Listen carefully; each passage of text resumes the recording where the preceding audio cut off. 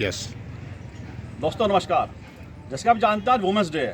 पूरे देश में महिला सशक्तिकरण के ऊपर महिला दिवस के संबंध में आज आयोजन हो रहे हैं, प्रोग्राम हो रहे हैं। और महिला सशक्तिकरण की जो पहचान है होती हैं, जो महिलाएं जिनका कार्य होता है तमाम तरह के क्षेत्र में, विभिन्न क्षेत्रों में वह अपने अपने कार्य से कहीं ना कहीं ऐसे मापदंड स्थापित करती हैं और ऐसे प्रेरणा भी देती हैं कि जिनसे समाज भी कहीं ना कहीं शिक्षित भी होता है और प्रेरणा भी लेता है। उनमें से एक शख्सियत आज हमारे बीच है, मधु डांग जी। बहुत ही सोशल वर्कर हैं और लगातार सामाजिक सरोकारों को लेकर हमेशा चिंतन करती हैं, मनन करती हैं और लगातार गंभीरता से बहुत प्रयास करती रहती हैं कि समाज में हम किस तरह से कुछ बेहतर कर सकते हैं। और तमाम तरह के इन्होंने जीवन में जो पड़ाव अपने देखे हैं, साथ ही जो इनके कार्य जो शैली है, वह सबसे बड़ी खूबी उनकी ये है कि निस्वार्थ भाव से समाज की उन्नति के, प्रगति के लिए, समाज के गरीब तबके के लिए वह काम करती हैं। तो आज हम उनसे जानेंगे, मधु जी क्या लगता है आपको महिला सशक्तिकरण की दिशा में जो महिला दिवस मनाया जाता है, इसको लेकर क्या सोचती हैं आप और महिला दिवस क्यों आवश्यक हो गया है? जबकि हमारे देश की अगर हम संस्कृति की बात करें, महिला को हमेशा देवी की तरह पूजा गया है, चाहे माँ दुर्गा के रूप में हो, माँ लक्ष्मी के रूप में हो, माँ शक्ति किसी के रूप में हो। उसके बाद भी महिला सशक्तिकरण की आवश्यकता हमारे देश में क्यों पड़ रही है, महिला दिवस मनाने की आवश्यकता क्यों पड़ रही है, क्या लगता है आपको? नमस्कार, बहुत बहुत आभार। देखिए, महिला सशक्तिकरण तो अपने आप में एक हमारी सबका मतलब एक अच्छी सोच है और आप लोगों का सबका बहुत दिल से धन्यवाद करती हूँ कि आप उसमें हमारा सहयोग दे रहे हैं। ठीक है, महिला सशक्तिकरण का मतलब ये नहीं है कि हम हाथ में तलवार लेके चल दिए, ऐसा कुछ नहीं है।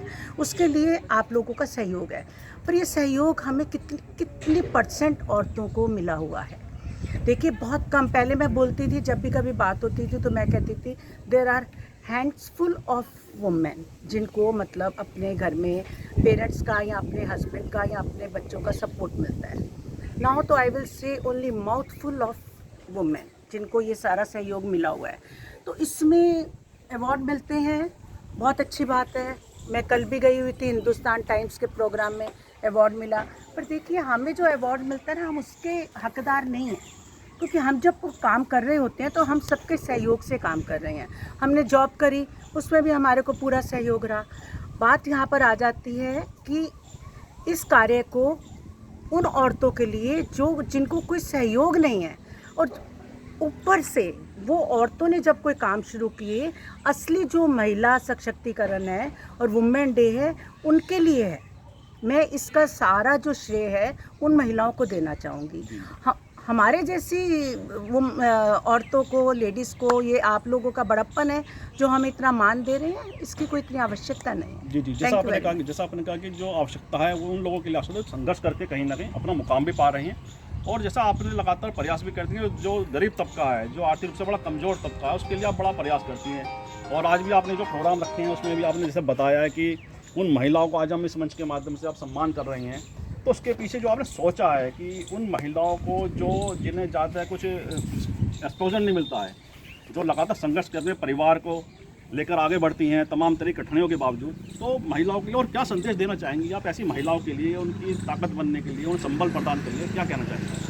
देखिए सर, ऐसे है, मैंने जो पहला कार्यक्रम किया था समाज दर्पण के नाम से, उसमें मैंने ये संदेश दिया था कि बहुत देर से मैं देख रही थी कि वुमेन डे के ऊपर तू मुझे अवार्ड दे, मैं तुझे अवार्ड दूंगी, तेरी साड़ी मेरी साड़ी से सफ़ेद क्यों।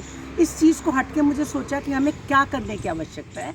तो मैंने उसके लिए यूनिवर्सिटी में जो है एक बहुत बड़ा प्रोग्राम किया था, समाज दर्पण। मतलब हमें समाज को दर्पण दिखाने की ज़रूरत है, हम कर क्या रहे हैं और हमें क्या करने की ज़रूरत है।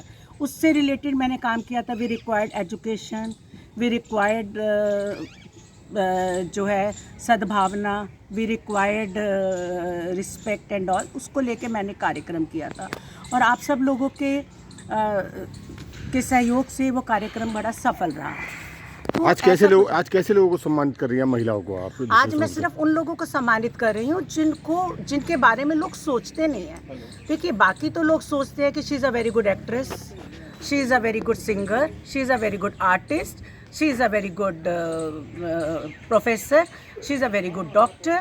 बट ऐसे लोग जो काम करते हैं, जिनके बारे में, जैसे नाला साफ़ करने वाली हैं, जैसे झाड़ू पोछा करने वाली हैं, जैसे बाहर सड़कों पर करने वाली है, इस तरीके की जो श्रमिक महिलाएं हैं, जिनको उनके घर में ना पेरेंट्स का सहयोग मिला, वो ऐसे वातावरण से पैदा हुई कि जब वो बड़ी हुई तो माँ बाप ने उनकी शादी कर दी, वो किसी में चलो आगे जाए तो उनके पास कोई सहयोग नहीं, तो वो जिस तरीके से संघर्ष करके अपने बच्चों को पाल रही हैं इस तरह से काम करके।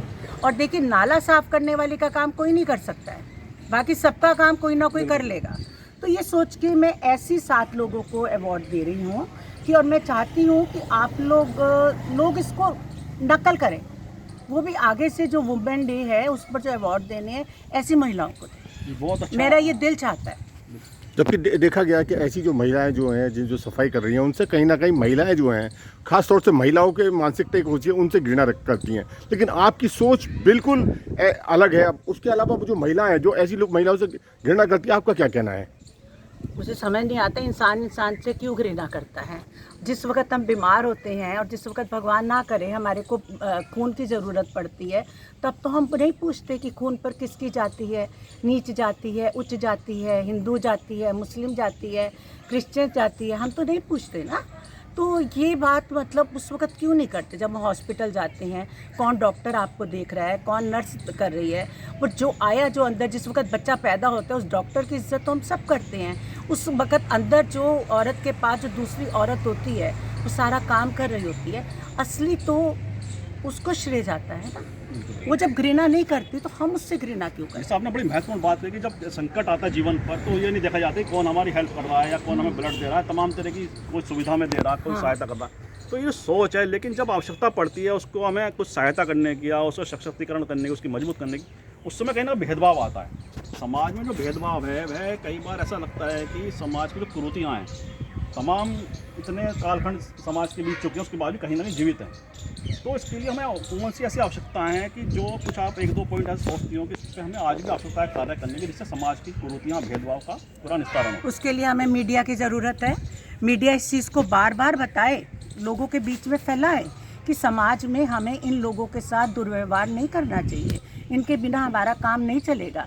जो पेंटर हैं, जो हमारे लकड़ी का काम करने वाले हैं, जो हमारे मजदूरी, खाली मैं महिलाओं की बात नहीं कर रही, मैं पुरुषों की भी बात कर रही हूँ। जिस तरीके के काम, उनके बिना हमारा गुजारा नहीं है।